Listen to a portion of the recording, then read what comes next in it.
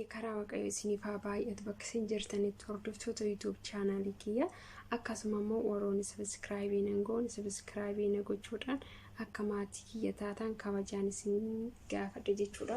Barumsi sinarraaf qabadhe isin dhiyaadhe foroforii akkam goonee ofirraa dhoogina yookiin immoo foroforii dhoogee osoo nu qabeen dura yookiin eeganu qabee akkam goonee ofirraa balleessuu dandeenya kan jedhan karaa wantoota jaatu jira isaan tokko tokkoon isinitti hima jechuudha. Viidiyoon kiyya yoo isinitti tole like.Comment share subscribe gochuu irrafatina isiniin jedha.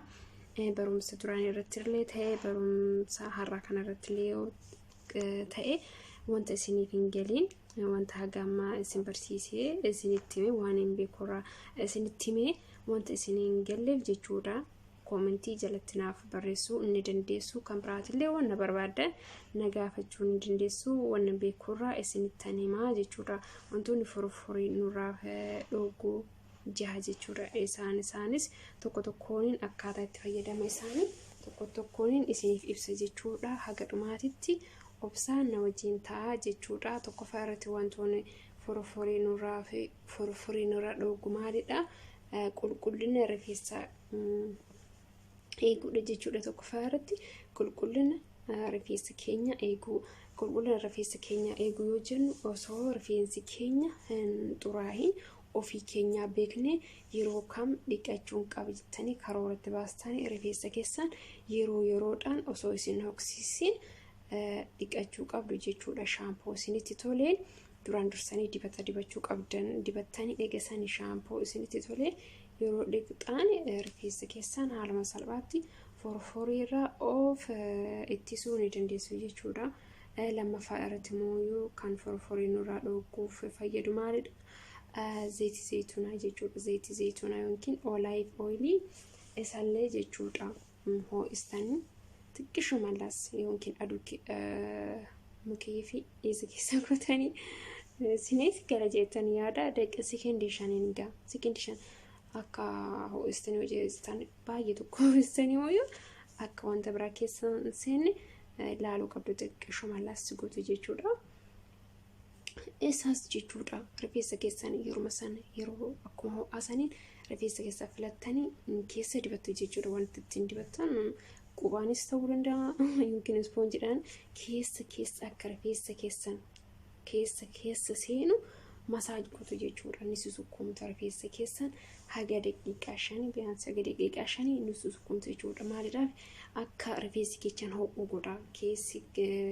Rifeensi keessan akka ho'u yoo ho'usan rifeensi dibanni isinitti dibatta sun jechuudha. Zayitiin kun akka keessa kana bicha dhabuun ta'in yeroo hundaayyuu yeroo isinitti tole galgala yeroo raftanii masaajii osoo gootanii rifeensi keessan bakka maal jireenyatti hima isinii dheeratas foroforii kanas immoo bakka isinillee dhukkubu yaani bakka yaada adda addaa isinitti godhu bakka of jaalata jechuudha. Of jaalata akkasoo gootan fi dhiigni jechuudha. Dhiigni keessan yoo walitti cimsamee jiraate akka bibittinnaa'u ta'a jechuudha. Dhiigni keessan akka hojjetu asifachi yaa'ee akka dheeratus isiniif ta'a.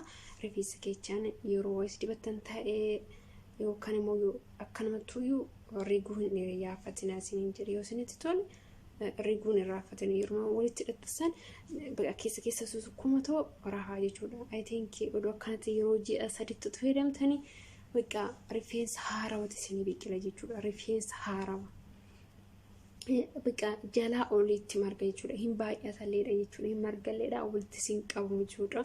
Yaani rifeensitoo tokko walitti akka fireezii ta'e jechuudha. Yoo akkas gootan walitti isin qabu jechuudha. Sadaffaan irratti immoo kan foroforii nurraa dhoogu maalidha? Buuphaa jechuudha. Buuphaan illee rifeensa keenya yeroo gabaabaa keessatti foroforii nurraa dhooguus fi buqqa'uus fi caccabuus ni dhooga jechuudha. Akka kanaafuu maal goona buuphaa lama fuunee cabsinee jechuudha. Boora sana sun ta'in adiisaan waliin dhufnee rifeensa keenya keessa yeroo dibanne yeroo salphaa keessatti foroforii ofirraa dhooguu ni dandeenya jechuudha. Buuphaan kun immoo laaffisuudhaaf ni fayyada jechuudha. Akka conditioneritti jechuu ni dandeessa. Buuphaan kun in argitu bakka smoothii waan ta'eef rifeensa keessanillee akkas godha jechuu foroforiis isin irraa balleesse isin laafisa jechuudha.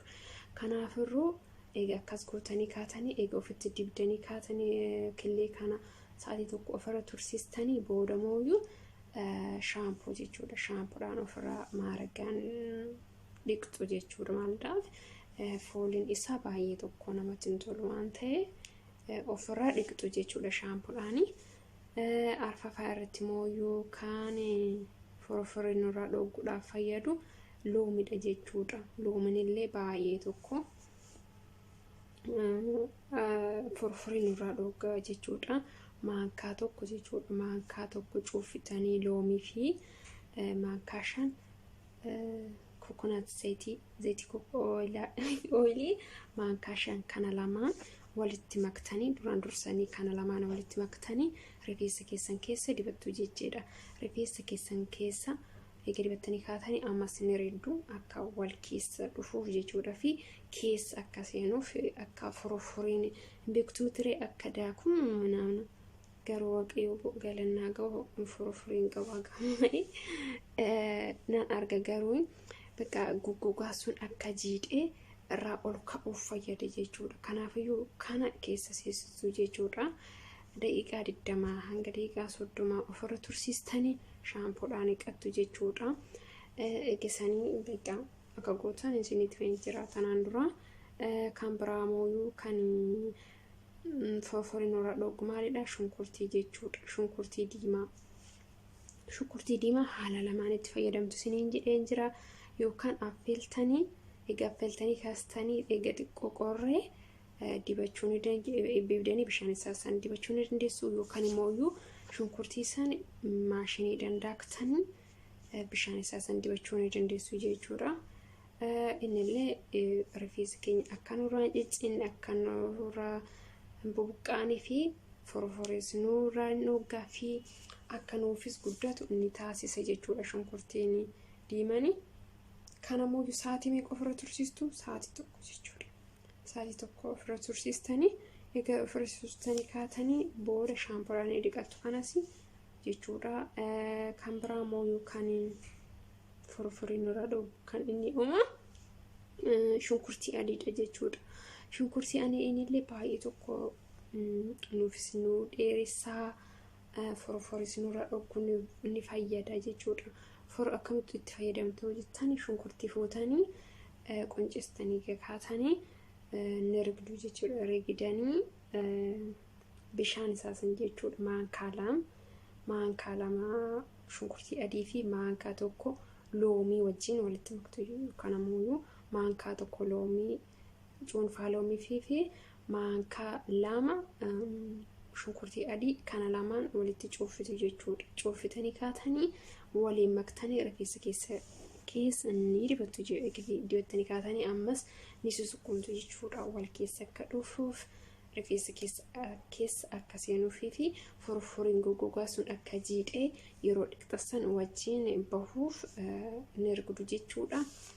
Egaa akkanatti ofitti bidanii kaatanii daqiiqaa 20 hanga daqiiqaa 30 ofirra tursiistu jechuudha. Ofirra tursiistanii shaampoodhaan dhiqattu. Akkana yoo gootan akkana isin jedhe kanatti kana hundaa yoo rifeensa keessanitti gootan haaluma salphaatti yookiin yeroo gabaabaa keessatti foroforii ofirraa dhooguu ni dandeessu jechuudha. Kanaafiyyuu akkanatti itti fayyadamaatu foroforii bichaa osoo hin ta'in isiniifis ni dheerataa.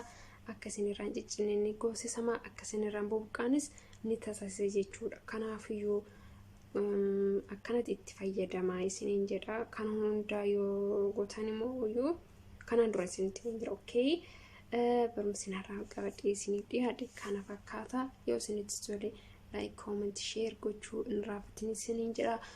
Barumsa kanarrattis ta'e kan biraa irrattis Gaffii adda addaa qabaatu yookiin barumsa har'aa isinii barsiise kanarrattu wanti isiniin galle yookiin wanti naan hubanne yoo jiraatan commentii jalattis ta'e gara keessattiinis ni ta'e na gaafachuu ni dandeessu jechuudha. Yookaan immoo astaayitii illee naa kennuun irrafatina isiniin jedha.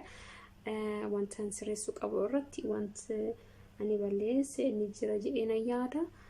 Kanaafuu gorsa adda addaatiillee isinirraa nan barbaada isiniin jedha. Haga barumsa biraatiin walitti deebi'utti nagaa ta'a isiniin jedha. Baay'ee tokko isin jaaladha. Baay'ee tokko isin kabaja. Ciao ciao.